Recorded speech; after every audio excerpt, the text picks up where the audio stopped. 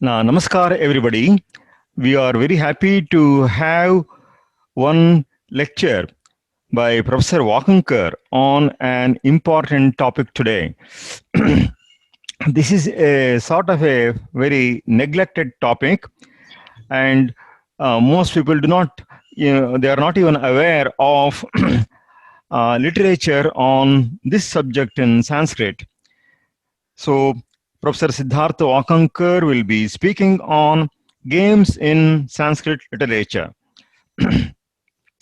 A few words about the topic and about the speaker.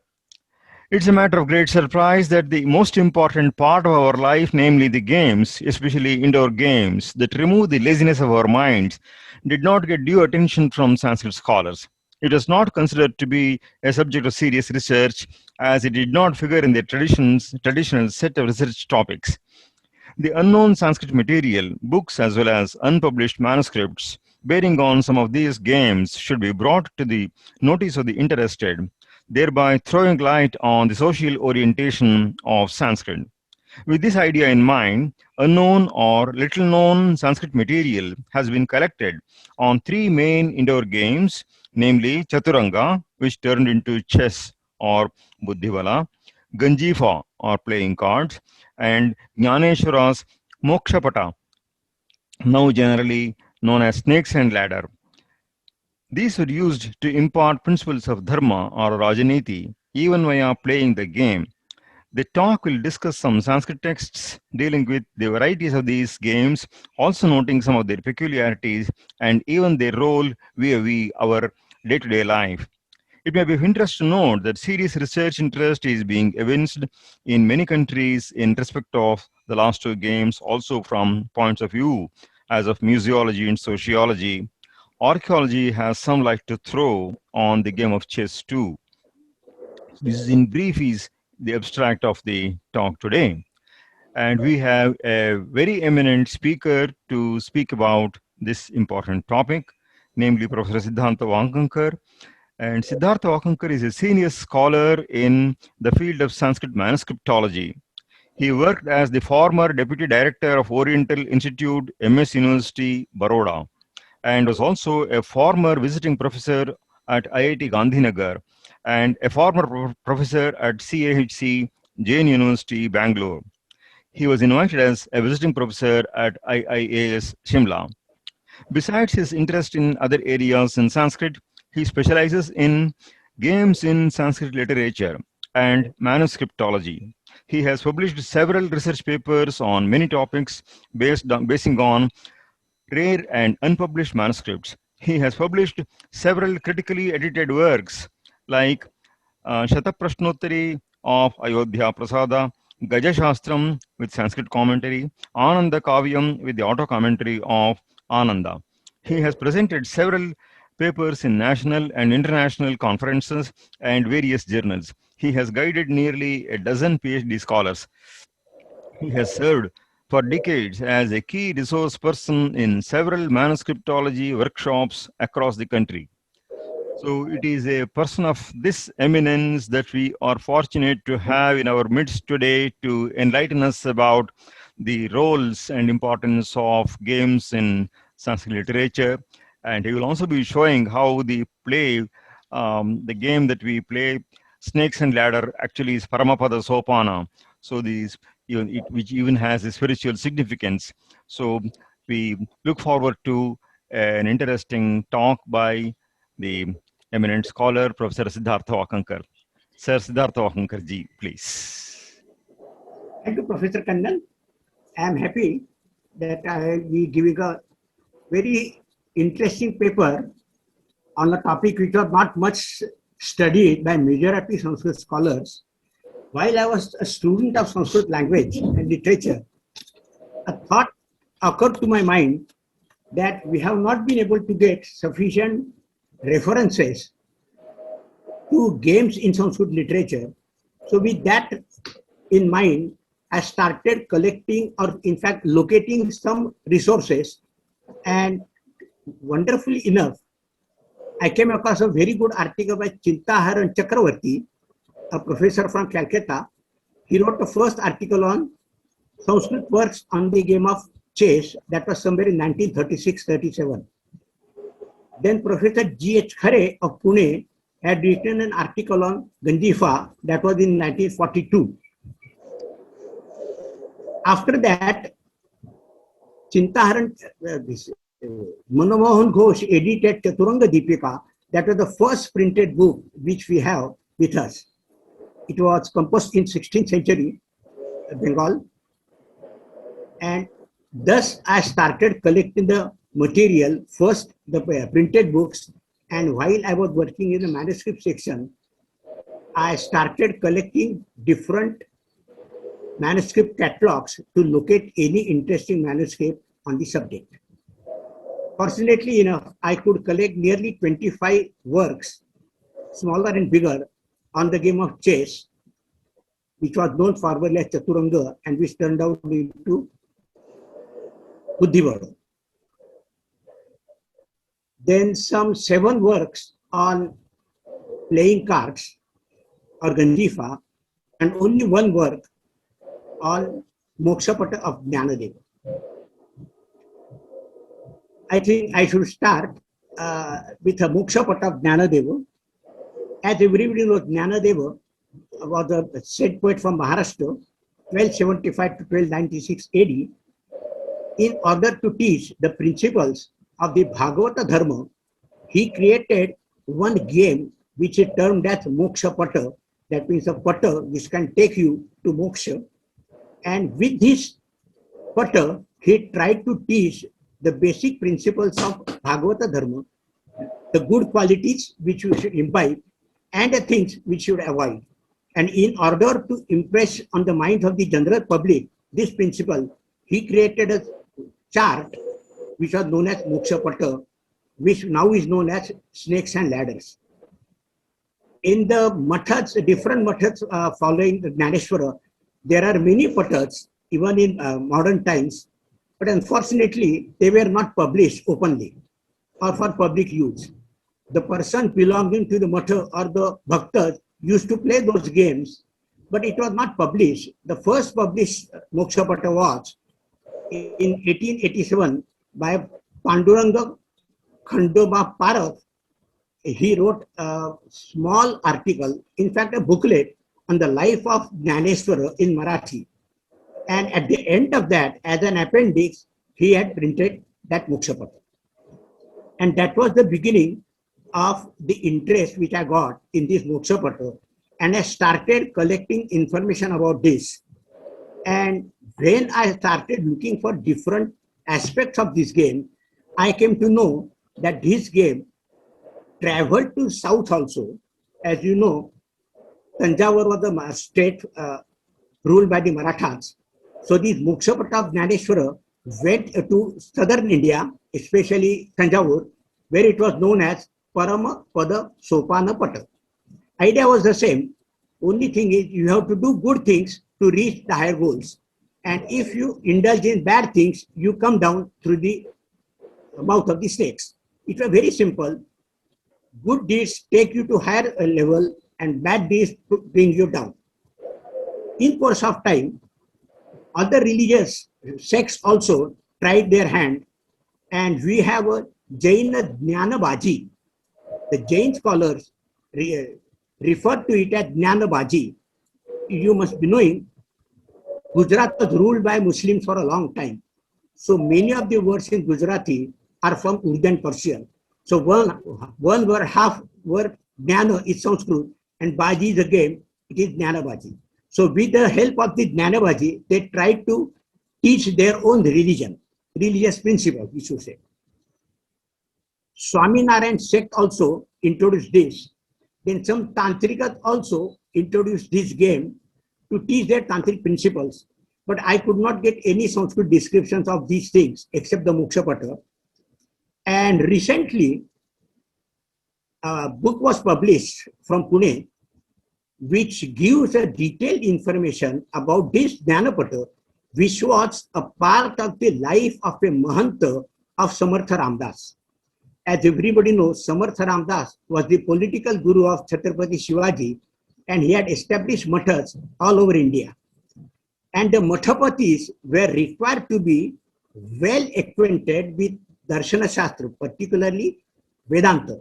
And there was a practice of teaching them the moral principles, ethical principles, which they were supposed to follow as a rule. So this was the way Samartha Ramdas introduced this game as a part of their daily use and their daily worship, so that whatever the Mahanta teaches to other persons also is transferred to his bhaktas, etc. But that work is not in Sanskrit. All this is in Marathi. So I don't give details about that work. What Mokshapata means for Jnaneshwara is, if you have some good qualities and if you have some intention to go to higher levels, you can do it with the help of the religious principles or Sadachara, which was proclaimed by all the saints of India. See, Sadachara, that is known as Sadachara Dharma. So it was the saints of India who were able to impress the general masses by using these games, etc., to follow religious methods, to follow the dharma, to follow a code of civic or ethics. When it went to South India, it was the Maharaja of Tanjore, Sarfori Raja Bhosle, etc. So there this 84 housed Mokshapata of Jnanade increased to some 120 houses, because they had added the pictures of the Raja, Maharaja, Maharanis and other things in order to reach to the general masses. So this was a very good means of reaching to the general masses, grassroots level persons, to teach our philosophy and to say to it that they come upwards in their social status also. Next we come to the Gandifa. Gandifa is a Persian word. It means playing cards. And it was also used as a means to teach how we should follow our own religious principles in order to get merit or punya. Gandifas had a variety of them. The most popular of them was Dashavatari Gandifa in Maharashtra. It is not known when exactly it started, but Dashavatari Gandifa deals with the 10 avatars of Vishnu. And in order to know this, they have, you know, we have our present day, we have European cards, which are 52 in number. But in Dashavatar Gandifa, there are 120 cards. According to the 10 avatars, king, queen, and 1 to 10. In the first avatar of Vishnu, 1 to 10 is higher, and a second unit of 5, it is 10 to 1. In order that the general public has to know these things, they should be interested in doing something, muttering the name of the God, while practicing their own things. These games were, so to say, included in their daily life. When the Dashavatari Gandifa came in existence, there were different places in India also where they had local tradition of Gandifa. One is Vishnupur Gandifa in Bengal. There is a different set of that. Then which comes Ramayana Gandhyappa from Orissa. And the most exquisitely beautiful Gandifas, which are known by Chhada in Karnataka, were, so to say, very huge in number, 360 page cards, 280 cards, etc., etc. And one very famous scholar, king, Krishnaraj Vodeyar, has written a work known as Sri Tattva Nidhi, which consists of 9 nidhis, 9 chapters, the last chapter being Kautuka Nidhi, the curiosity to play. The curiosity in this particular Kautuka Nidhi, he has described 13 varieties of Gandifa, which are known as Chhada in South India. One important thing about this is, all these Gandifas deal with some god or the other. Either they are Dasavatari Ganjifa, or they are Navagraha Ganjifa, or they are Sabdyojata Ganjifa, or all the different things. Only minor details are there. Permutations and combination, and the same thing.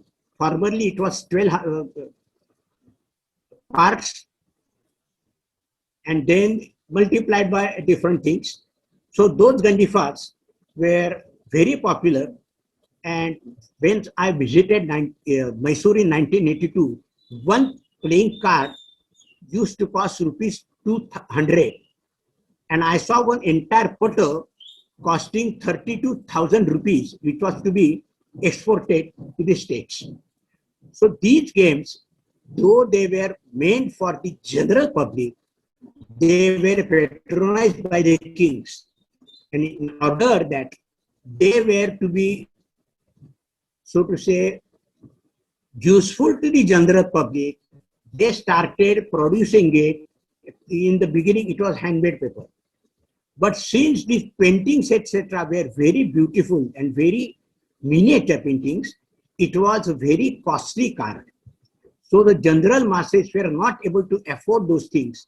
And unfortunately, these games, particularly Chadar, remained with the royal families or affluent families, those who could afford to purchase the set. One important thing about this is, Krishnaraj Wadiyar, though he wrote the book in Sanskrit, he had a Kannada commentary on only this particular portion of Kautukanidhi in order that it should be understood by the general public. So in his times also, it seems these games were out of currency, and he wanted to continue to impress the general public about the importance of this game, which were done for Chitta Alasya Nivaranaya, for the Chitta Alasya, for the removal of the laziness which comes to our mind by doing the monotonous things all the days. So Chitta Alasya Nivarana was one of the important causes or reasons for these playing cards. The Dasavatari Ganjifa was more popular in Maharashtra at the time of Peshwas, etc., particularly. And there was a Navagraha Ganjifa also in Maharashtra. And these Ganjifas used to be given to a lady in her as a Stridhana after her marriage. There is one reference to this in the Marathi work known as Peshwaicha Savlit, where the Rashi Ganjifa is mentioned, 12 Rashis are given, how the pictures are there, what are the colors, etc., and how to know the picture which belongs to which class. So 1 to 10 cards used to have the picture of the king. If it is Rama card, it will Rama will be there, or Dhanush and Bana will be there. If it is Krishna, then Chakra will be there as a sign to know that this particular card belongs to Krishna side. And the general rule was, if you are playing in daytime, Rama will be the king, because Rama was born in daytime. At night, if you play, that will be Krishna. In the evening time, it will be Narasimha. So these were the general rules which were formed. But the most important thing is, nowadays, I have not seen anybody for last nearly 50 years who is able to play any of these Ganjifa card games. Neither Chadar, nor Changa Kanchandra, or Mughal Ganjifa, nor the Dasavatari Ganjifa. They say they used to play somewhere 50, 60 years ago when there were kings all over India. But with the disappearance of the princely states, these games also slowly disappeared from the human minds.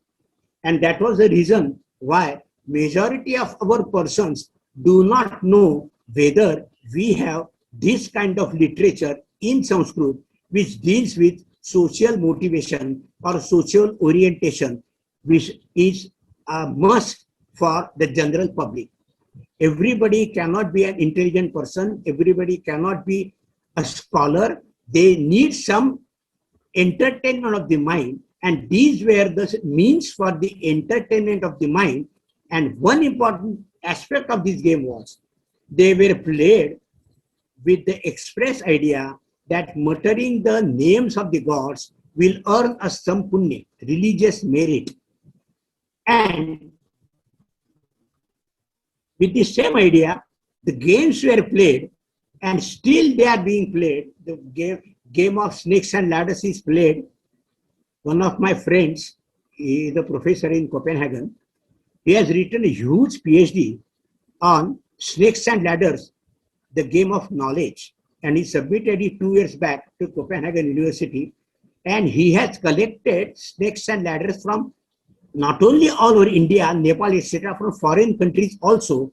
But in foreign countries, the snakes and ladder does not teach you the principles of Christianity or any other religious sects. It was only in India that these were taught or played for the propagation of the religious principles of the sect to which you belong. So Jainas had their own Jnanabaji. They used to call it Jnanabaji. It is Jnanabaji, in fact. Then the Tantrikas had their own Jnanabaji. Swaminarayan sect also had the same snakes and ladders. Only thing is, the number of snakes and ladders changes in consonance with the increase in the houses or square of this putter.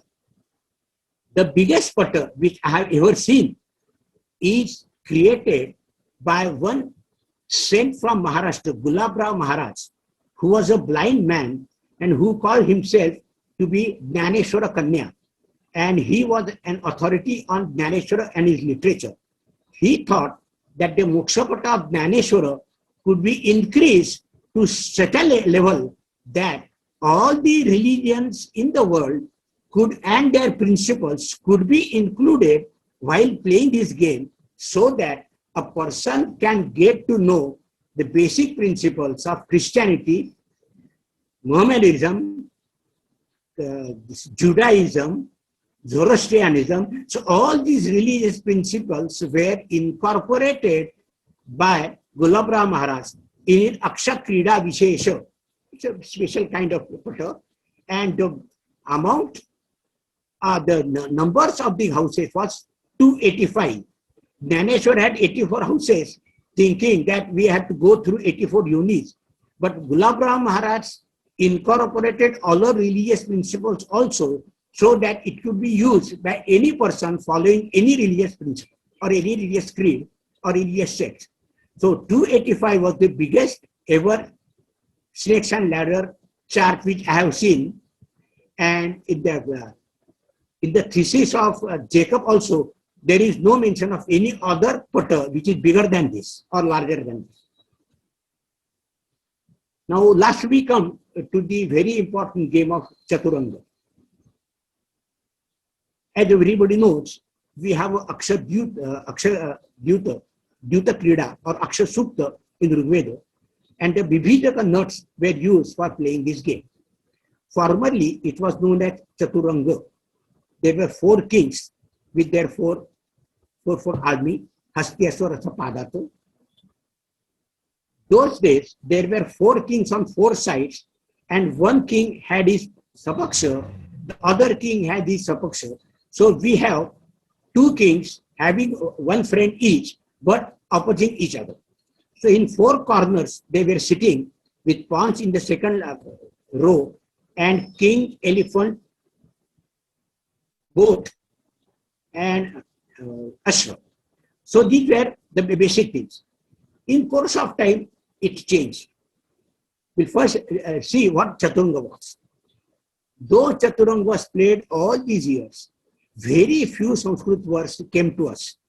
The first Sanskrit word which comes to us is Chaturanga Deepika, which was composed by Raghunandan Bhattacharya, a 15th century Dharmashastra scholar from Bengal. So Chaturanga Deepika was edited on the basis of only one rare manuscript in Bengali script, which was deposited in Vishwabharati University, Shantiniketan. Professor Manomohan Ghosh edited it with English introduction, translation, etc. But he has mentioned there that though these texts are available with us, there are so many ambiguities regarding the way the game is played. And he has given this. And the most important thing is it was a religious obligation on the part of the persons to play games throughout the night of Ashwini Purnima, which is known as Kojagiri Purnima. So under his Kojagara Krityam, he describes Chaturanga Kridanam. There are 39 and a half verses in Chaturanga Kridanam. And he said, Vyasa Yudhishthiro Samvadaha Prachalati. That means it is a Prachalati. It was in currency right from Mahabharata times, but unfortunately, we don't get any Sanskrit text dealing with this except this one, Chaturanga Dipi.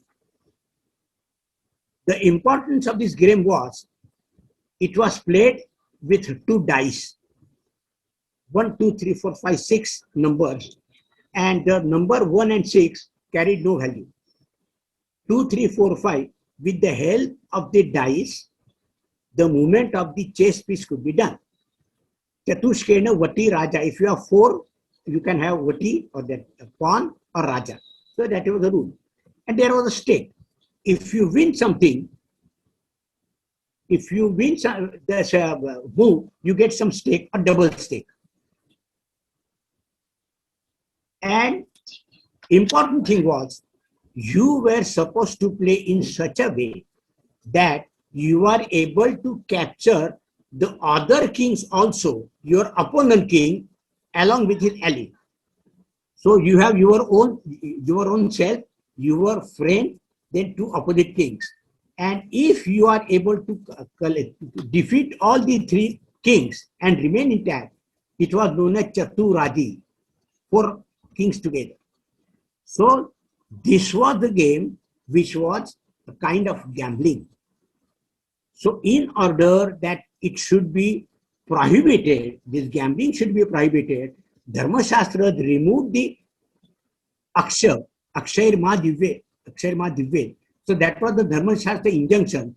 And in course of time, when the Akshars were removed from this game, what remained of 4 kings and their army turned into 2 kings and their army. So 32 chess pieces were divided into 2. So every king got 16 pieces. And formerly there was boat or nauka or tari, then ratha. In course of time, they were, so to say, replaced by camel.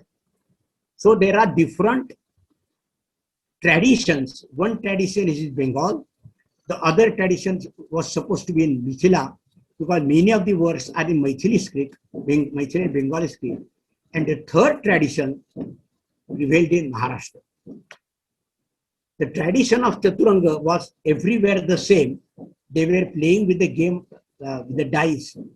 But in course of time, when dice was removed, they had other rules, modifications in the rules with some local variations. I'll give one instance. In Maharashtra, there is a tradition of Buddhibada. So Chaturanga turned into Buddhibada. And in Maharashtra, we have a tradition, I should say, a tradition of king opening the game. And while he opens the game, he goes like a horse. Gamanam Ashwavad Bhavet. I got 3 Sanskrit texts written by 3 different scholars from 3 different Indian states, but staying in Maharashtra. One was Dati Jyotirved, who was the royal astrologer at Maharaja Shivaji of Kolhapur, not Chhatrapati Shivaji, Maharaja Shivaji of Kolhapur in 19th century, early 19th century. So he wrote a book known as Cheto Vinodana Kavya. Daji Jyotirved, the author, had undertaken a Shraddha Yatra from Karavira to Kashi. And during the course of his yatra or travel, whatever places he visited, see the mountains or temples, etc., etc., all those were described by him on his way.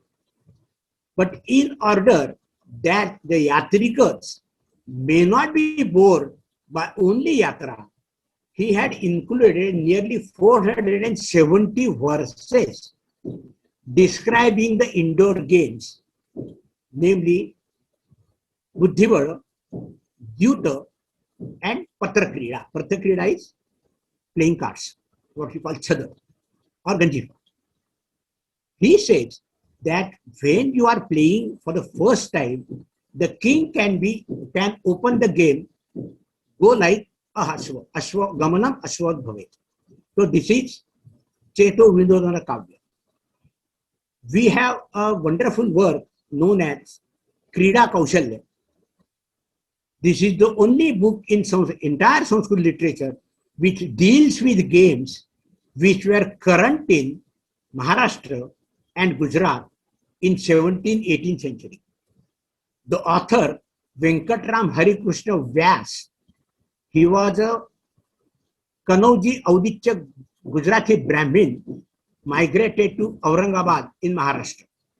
In his Krida Kaushalya, while describing this game, he also says that Gamanam Ashwavad Bhavet. So this is the second instance.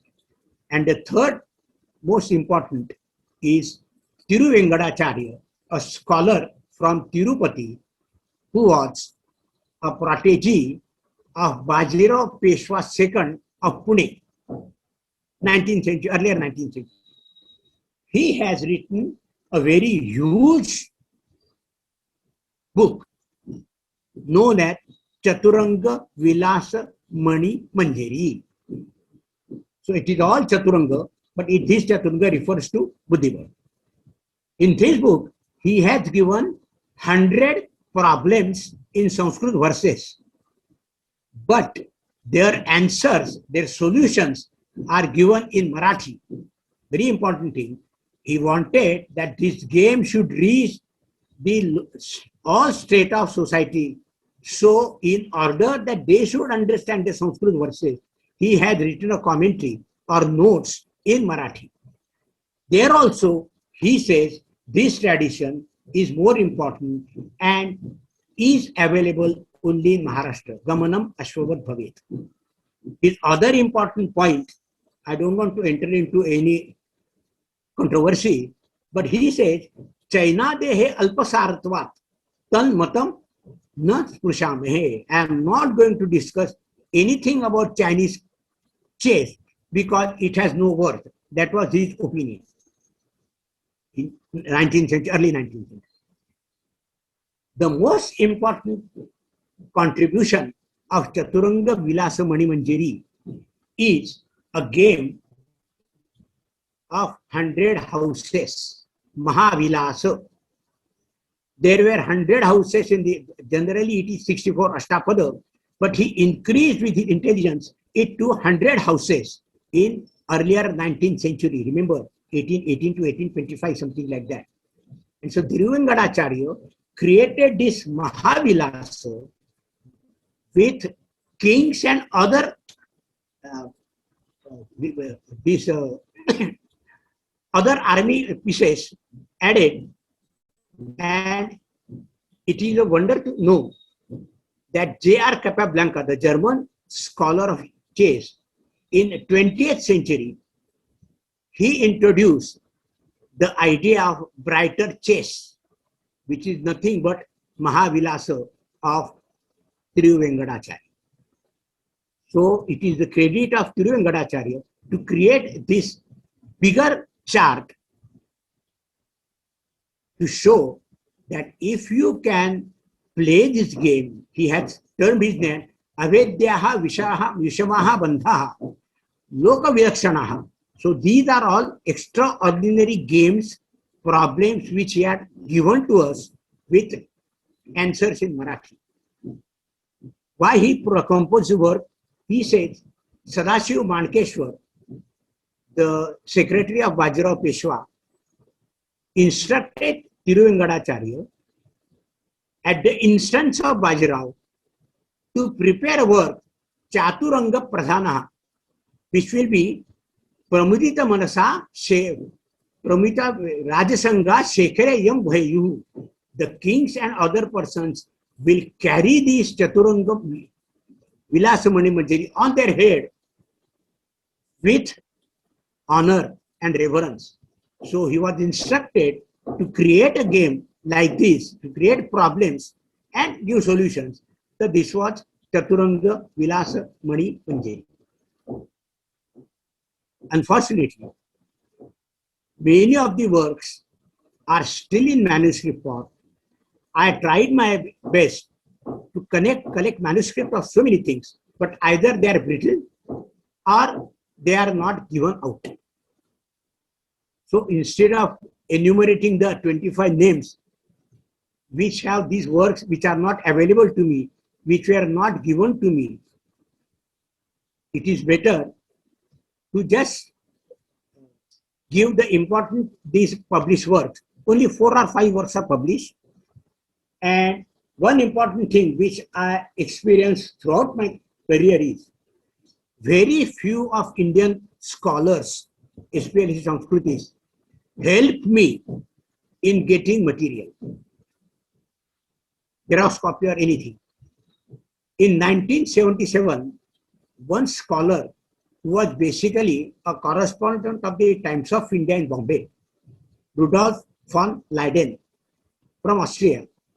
He's supposed to be authority on playing cards. He had come to Baroda, gave a lecture on it, came to my office, and I gave him 2 or 3 instances of the works which he also didn't know. I gave him the details.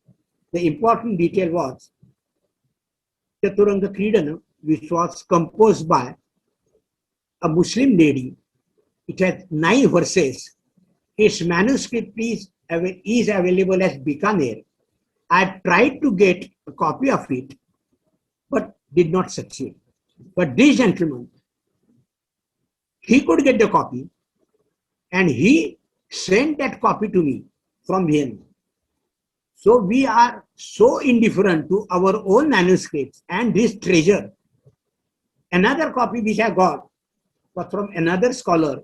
Most of these persons who are attending today must have met him or must have listened to his enlightening lectures on Sanskrit grammar. His name is Professor Dr. George Cardona. When Mr. Weber was here in Bombay, he had prepared a manuscript. He has written down a manuscript of Chaturanga Vinoda, which was composed by a well-known grammarian, Vaidyanatha Paigunde. Now you will see how these grammarians, who are supposed to be very ruksha, see, Sanskritis are supposed to be Vedabhyasa Jada, many of them, with due exceptions. So this grammarian thought that it is better to entertain somebody with this game, so he wrote this Chaturanga Vinoda. And its English copy, I should say its transcription in English, dated 18th January 1872, made by Mr. Weber at Bombay, is deposited in Weber collection in Pennsylvania University.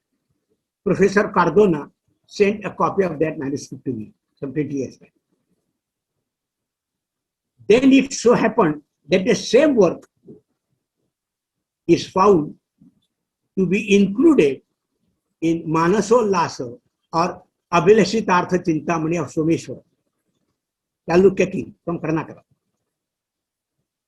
The Abhilashitartha Chintamani is a work for the benefit of the royal families. And he has given all these things connected with royal family, including games or pastimes or entertainments or bhoga, everything. So there he includes this Chaturanga Vinoda. So now it is very difficult to know whether it is by someone else and ascribed to Vaidyanatha Paigunde, or it was a floating mass of literature which was compiled and included by King Someshwara in his Manasollasa. So these are the things which create impediment in preparing a cohesive account of these games, particularly chess, because we have local traditions everywhere. I told you about the Maharashtra tradition. There must be some tradition in Bengal also. I could not get any information. Royal Asiatic Society Bengal has 2-3 manuscripts, which unfortunately I could not get. There is one manuscript of Ashwachakra by Veeravalli Buddha. It is nothing but the movement of the horse, how the horse goes into 64 houses. So these acrobatics are there, but actual copies I could not get. And there was one person, Devashankar Pandya, in Baroda in 18th century. He wrote a work known as Shataranja Ranga. The Chaturanga was known as Shataranja. We have Shataranja, Kutuhola, etc. Not smaller works, 7-8 verses, etc. So he wrote it, this Chaturanga. And in that, he has 2 verses. In the first verse, he gives in text with figures the movement of the horse. And in the second chapter, he actually gives how the horse travels in 64 houses. So that is an important word. It was somewhere in 1820. So we can roughly say that 18th-19th century was the peak time for the Sanskrit scholars to go in for the works dealing with games, etc., particularly chess. And Chaturanga Vilasa Mani Mandir manuscripts are strewn all over Maharashtra. There are some copies in Varanasi also, in Bengal also. So basically, most of the copies are available in Maharashtra, Bombay, Pune, Satara, Dhule, etc. So this game was more popular in Maharashtra, I think mostly because there was a Marathi translation to the original Sanskrit text. So this was the way the games were kept in currency by those scholars. And fortunately for us, now chess has got international recognition. But it is a matter of irony that many of our Indian chess champions hardly have heard the name of the Sanskrit works on chess. So, Thiruvengadacharya says, if you master my plan, if you master my games which have given as problems, you will be invincible in the world as far as chess is concerned. I look forward to Sanskrit scholars as well as chess scholars who know a little bit of Sanskrit to turn to this treasure and increase their intellect to reach the higher accolades to become chess champions. We have cricket champions in India, particularly Shivaji Park in Bombay is supposed to be the cradle of Indian cricket. And Wiesbaden, some 85 kilometers away from Frankfurt, is supposed to be the cradle of German chess. When I visited Germany in 1997, there was one scholar, Mr. Feiler. He played chess simultaneously with 20 persons. And within 2 hours, he defeated each and everyone. I think that game is recorded. It could be possible to get it through our German friends. But I was wondering how one person remembers the moves made by 20% at different places and different times and comes again to that particular person after completing a round of 20 persons. I was astonished. I was amazed. So this is real invincible intellect. That was what meant by Thiruvengadacharya. So we hope some Indian scholar not only studies it, but masters this Chaturanga Vilasa Mani Manjari to increase his chances of getting the coveted place of world champion. With this brief account of the games on this works on these games, I thank the organizers as well as the listeners and scholars for a patient hearing. And now if anybody has any questions to be asked, I think we can have 10-15 minutes for a question answer. So, thank you.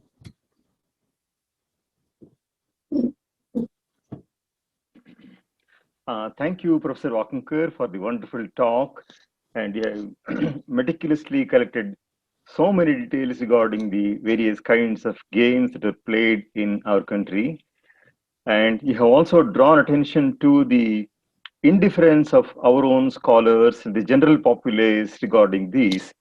I would take this occasion to give you a call to our HRD ministry to see whether our chess experts can get an exposure to the various games and the wonderful texts that you have referred to that can make a person an expert in these games. So this may really go a long way to resuscitate the traditional game and also enable our champions to become super champions. Who knows? Um, Thank you for your wonderful talk. Now we have the occasion to have our questions and answer sessions.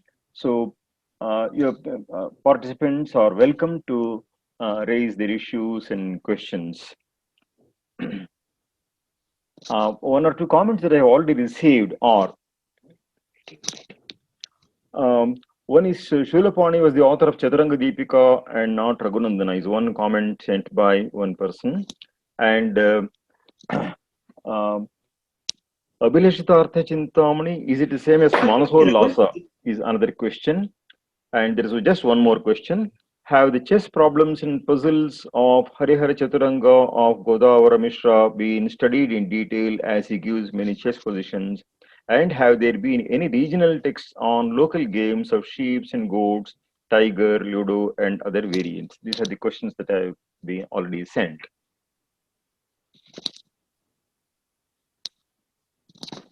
Yes, there are some works in local languages. Harihara Chaturanga is not much, it's a work, but it is not much studied. The problem with our Sanskrit scholars was they were not much interested in going to this subject, which was supposed to be not a traditional subject of research. So this was neglected, this was off the track. In fact, this was the reason why I took upon myself to study these games which are almost neglected or forgotten. And Chaturanga, yes, it was Raghunandana Bhattacharya and it was Shulapani. I made a mistake. Shulapani. I have these notes with me, but I did not refer to them. These are some questions are there. Chaturanga Kridana is from the Smriti Tattva of Raghunandana Bhattacharya. And under Kojagro Grutam, he gives this. And Chaturanga Deepika,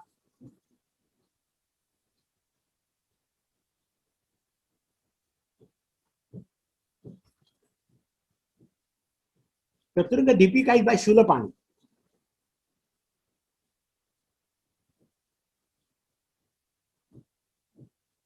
Any other question?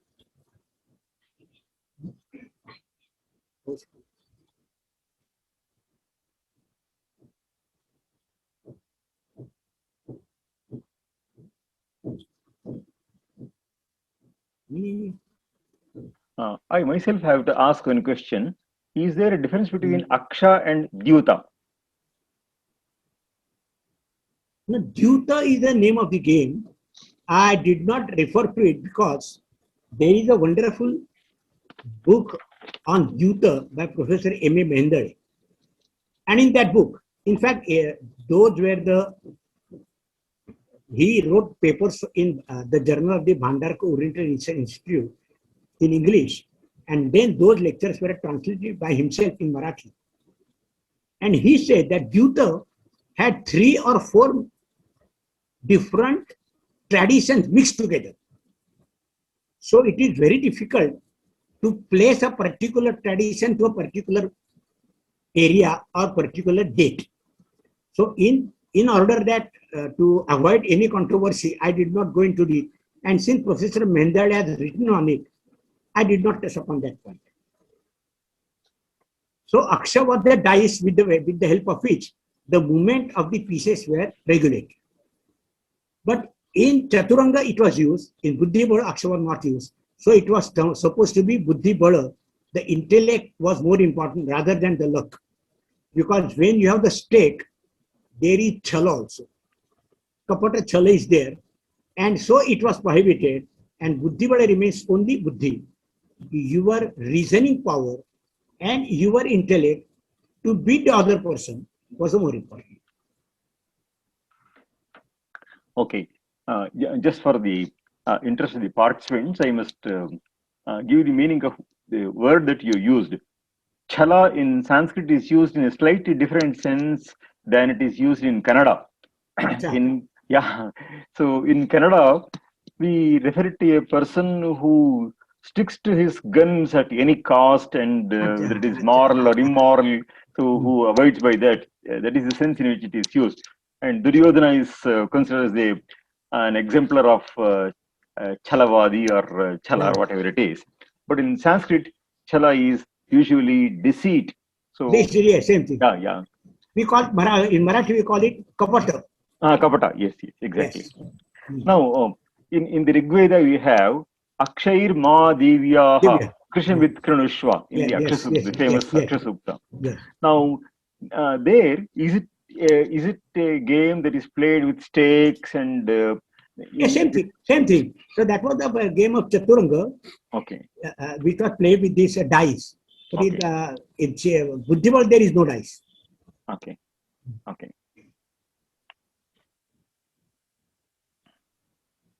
Yeah. Any other question from any of the participants?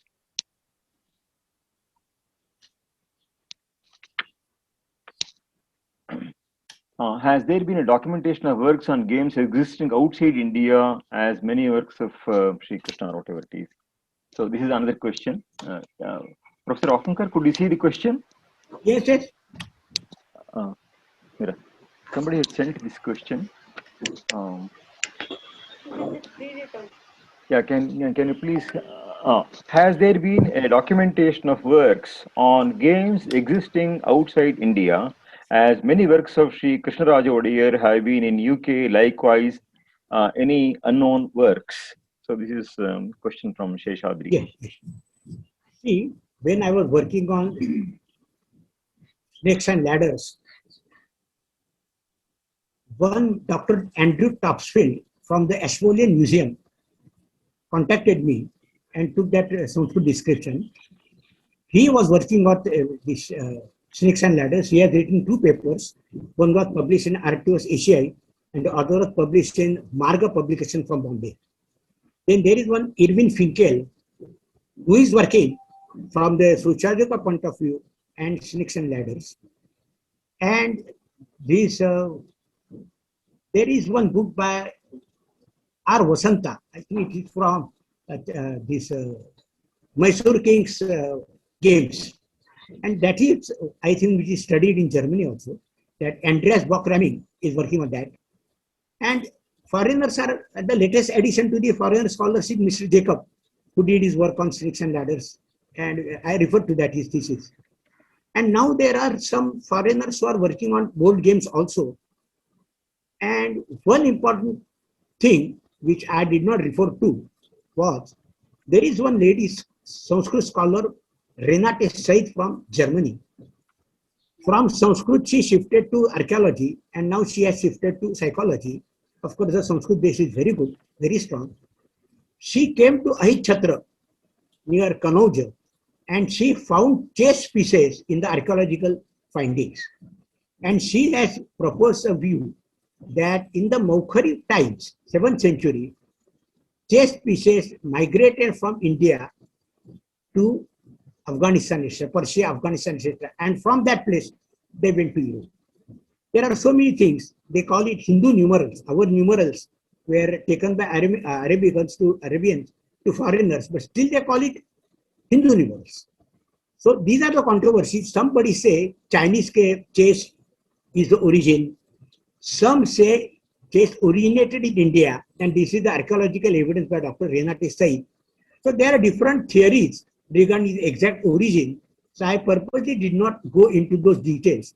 But foreigners, fortunately for us, foreigners are working to keep them, to revive them. and most of them come to Orient Institute, Baroda, for collecting some manuscript. So my working in the Orient Institute was a boon to me because I knew each and every person who comes to the section. And as I told you in earlier time also, all the foreigners are ready to help you once they know that you are sincere in your studies. This thing the Indians must follow from the foreigners. Their dispassionate love for the work which you do. They don't distinguish between whether you are from this country or that country. If you are working, you are dear to them and they give full support to you. See, Dr. Rudolf von Leiden, I referred to his name, the greatest authority on playing cards.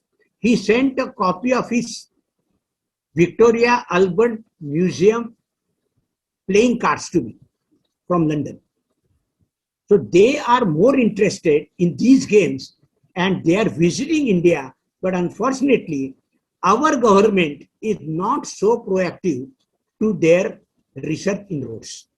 So it is our misfortune that still we are not awakened enough to go to the roots of these games with the help of archaeology, etc., etc. They are trying. 2 years back, the German friends came to Lucknow, made the scholars, etc. But nothing progressed further. Where there is technical hitch, I don't know. But there is a hitch. And they are also not able to progress further. And every time they can't come, and in between this, COVID has started. So everything is stopped. But one good thing is, foreigners are having too much of interest. And now they are telling me that I started this 35 years back. He said, you started this game. Now these games are taking roots there. So it is our fortune of Indians as well as Sanskrit scholars, that even though we are not able to do much work on it, foreigners are doing justice to it. It's a good thing for us, for the subject as such. What you say is very much true. And it's very ironical that our governments are not taking interest in encouraging research in our own manuscripts. So we have, as you are aware, we have a very vast wealth of manuscripts running to millions, which are still unexplored. And after the exit of the British, at least, our government should have taken a keen interest in our tradition. But our ruling governments proved worse than the colonialists and practically destroyed our love and admiration for our heritage. I think the present government should undo all those mistakes and see that there is a revival of interest in these games, and especially in the vast wealth of manuscripts that may be in Sanskrit or in any other language in our own country, and restore the glory of the academic tradition in our country. So it is primarily because of the want of encouragement from the government, because most of these vidyas, traditional vidyas, they flourished because of royal patronage in our country. And once that was lost, most of these have been slowly dying. I want to ask one more question, but before that, there is in the chat section, I think you can see this question from Sheshadri, so who has asked a further question. Was there a tantric philosophy in the Mokshapata games involving the rise of Kundalini from the lowest to highest chakras and the dice being rolled accordingly? Any textual references? No, unfortunately, I did not get any textual references, whether the Kundalini is contained there or not. Because as you know, Tantrikas, they know old. They don't give any information to a person outside their fold. And I did not enter the fold of the Tantrikas, and I kept myself away aloof from them. So I don't know anything about the Tantric Potter, whether they teach Tantrism or what. Anjali Oak has asked one question. Which particular material was used for making dice? She's made a reference to the Jarasandha's bone in Mahabharata. Yeah. So formally dice were made through the Bibhitaka tree, nuts, Bibhitaka nuts. Nowadays, you can get anything in plastic also you get nowadays. Nowadays, you can get any type of dice, anything, any material. There may be a fiber also. There is a wood also. We also get reference to dice made of Shambhara's bones. So I have come across that story also in our Puranic lore. Yes, yes, So yes. apart from the Vibhitaka, for its numerous Moic effects. So that is the detail shown there. I would like to ask you one last question. Um, uh, how do you estimate the contribution of Professor P.K. Gode on the study of games in ancient India and of chess in particular? I purposely avoided to refer to Professor Gode. He's a great It is doyen. conspicuous. Yeah. See what happened when I started working on Ganjifa and chess. Professor R.N. Dandekar, Yeah. everybody knows him, a doyen of Sanskrit scholars of Maharashtra. He said, Wakankar, why are you wasting your time on this thing? You will not get anything. Even P.K. Gode did not get anything. I humbly told Dr. Dandekar, sir, P.K. Gode had a different eyesight, and I have a different eyesight, and I'll see how can I do it and collect the material. And I took it as a challenge in 1980. It was Ah, 1980. And I first presented a paper to the Jaipur conference in 1982 on Sanskrit words on the game of Ganjifa. He said, all right. What about any other thing? I said, all right. Within 2 years, next session, you will get another paper. And in 1985, I wrote a paper on Sanskrit verse on the game of chess, which is supposed to be the best bibliographical paper till this date. I am not speaking this. Foreigners are certifying this. So purposely, I did not refer to P.K. Gode, and his idea was not of these games, etc. He had a great variety of subjects which he dealt with, history, it's everything. But unfortunately, I did not get any reference to any of these games in his paper. If anybody has come across that, kindly let me know. okay. I'll dig into it. No problem. Okay. It was a very interesting talk, and it was very enlightening to get to know. In fact, it opens up a new horizon of the traditional knowledge, the various knowledges that our scholars had mastered and had forayed into, and so on. And it is also interesting that these had connections with Dharma Shastra also. Yes. So there is also, I may just draw attention to, though I may not be able to give you immediate details, Professor K.S. Narayanacharya, a very well-known scholar in Karnataka, so has dealt with some of the spiritual significance of this game of dice in his Veda Samskriti Parichaya text, where he discusses the Akshasukta and so on. So we are extremely thankful to Professor Wakankar for this wonderful talk. I suppose there are no more questions. So anyhow, we want to put this on YouTube, and those of you who are interested can also get in touch with Professor Wakankar and um, uh, discuss with him some of the finer issues that you may not have been able to raise now, or some of you could not be present at this particular um, time, at this moment. So I'm very happy to have had him on our platform at IIT Madras. So I'm extremely thankful to Professor Wakankar for having very kindly agreed. So thank you, Professor Wakankar, for your um, extremely kind participation and sparing your time um, uh, discussing one of the important topics here. Thank you very much. Namaskar. Thank you. Namaskar. Namaskar.